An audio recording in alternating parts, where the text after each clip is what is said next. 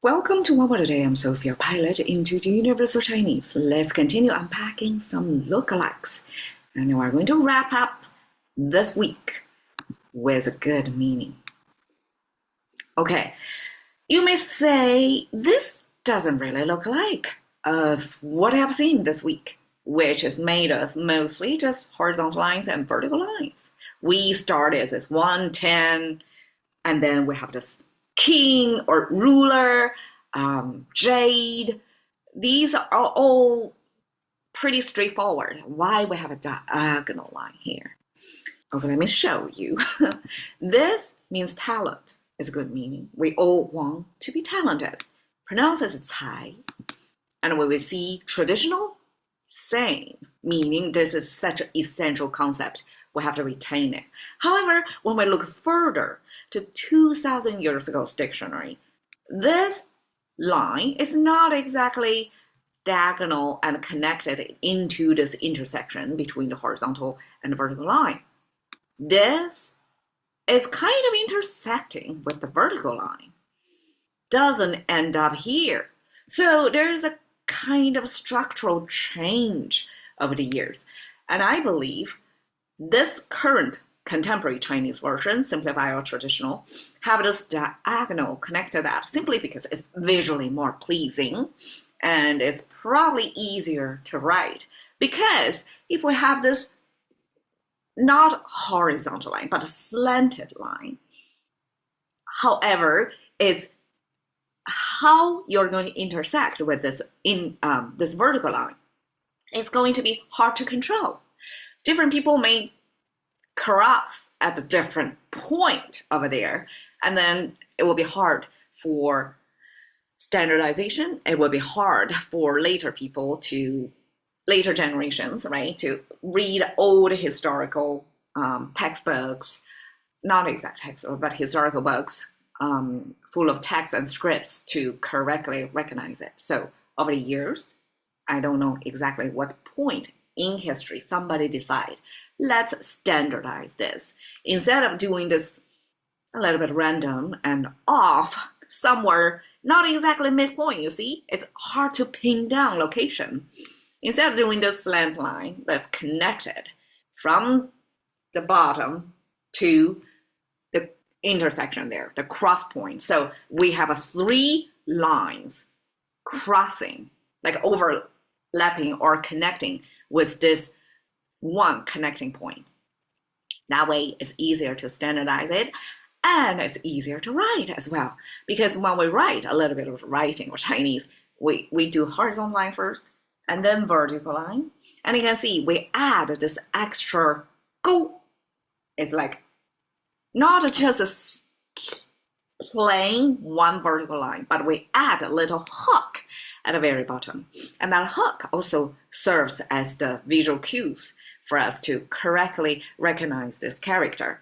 And that hook also serves as the stroke at the very end. Instead of like just lift your brush like up mid-air, it would be probably easier to lift with your brush, drag over tiny little bit so that the hook shape is created. And then the last stroke, this diagonal line, because the vertical line is done, the horizontal line is done first, then the vertical line, and then the third stroke, you know where to start, which is the intersection over here. And then you just simply draw a diagonal line. That way, it's easier to draw, easier to standardize. Okay, enough of that. Cai means talent. Why? Because, okay, this horizontal line means ground again. We have seen that on soil, right? And on soil, we also have this vertical line means a generic plant. Didn't say a tree or grass or shrub. Now we have this diagonal line there that's non-existing in nature because there's nothing underground that's supposed to clip through the root of the plant. No, that's another way to indicate that this part, this root part, is what we're emphasizing. This is the pointer to point you toward the root of this plant. Now, we have the soil that intersect with the very end of the root to mean the surrounding of the root, and we can deduce that's soil. When we have this, somebody early on differentiate. Instead of drawing a horizontal line, like when we did with the soil, have a horizontal line there, here is a slanted line. So probably it was some signifier of slanting by slanting it instead of perfect horizontal it. Probably, but we didn't know that part of history. Simply, this is a tension drawn onto the root, not the surrounding of the plant. And when we look at the proportion of this whole plant, and that's the interesting part of Chinese. When we look at things, we have this almost like an X-ray vision of the whole thing, include both above the ground and below the ground. This is most obvious on our character of a tree. We have the canopy, the root of the tree connected by the trunk of the tree. It's the whole body of the tree. Instead of like a children's drawing, oftentimes children's, they are not aware of the plant. There's a root part of it. And simply when we exist, humans, when we are alive, we're above the ground. We don't get to see below the ground portion. So in most visual representations of a tree throughout the world, the root part is simply missing. But Chinese insists the root is important. And the proportion-wise, root part, even if it's sort of like a mirror image of the above the ground and below the ground portion, the below the ground, the root actually is larger slightly than above the ground. And that's how a tree can standing there, right? So same here. We have the ground, and then we have this plant. And you can see this plant above ground portion, just a tiny tip of it. The below ground portion is the majority length of that plant. And our attention is drawn here, below the ground, the root. Deeply rooted plant. That's a Chinese definition of what talent is about. Because Chinese believe when the talent is visible, like the above ground portion, you only see the tip of the iceberg, so to speak. I mean, that's a habitual English way to describe the proportion. So Chinese believe when you visually see the performance of somebody, either creating a beautiful poetry or play some instruments or some athleticity displayed, the tiny bits you see, the majority you didn't see is the below ground portion. The efforts, the sweat, the dedication, years goes in there. So that's a Chinese definition of what talent is. It's really a tiny little bit of visible display of talent. But underneath, that's the attention, what we need to respect for. That's where the talent comes from. It's deeply rooted. Okay, 才高八斗. 才 talent. 高, we've seen that before, right? As from the story, two-story building, that means it's tall, taller than a person's height. 八斗, 8.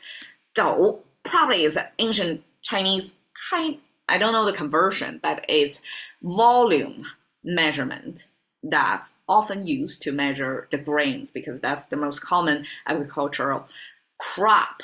And when we measure that as used to be as tax form, even like when you produce so much in your household, you have to pay tax by how much? By the volume of it. So the volume of dou used to compare with the talent.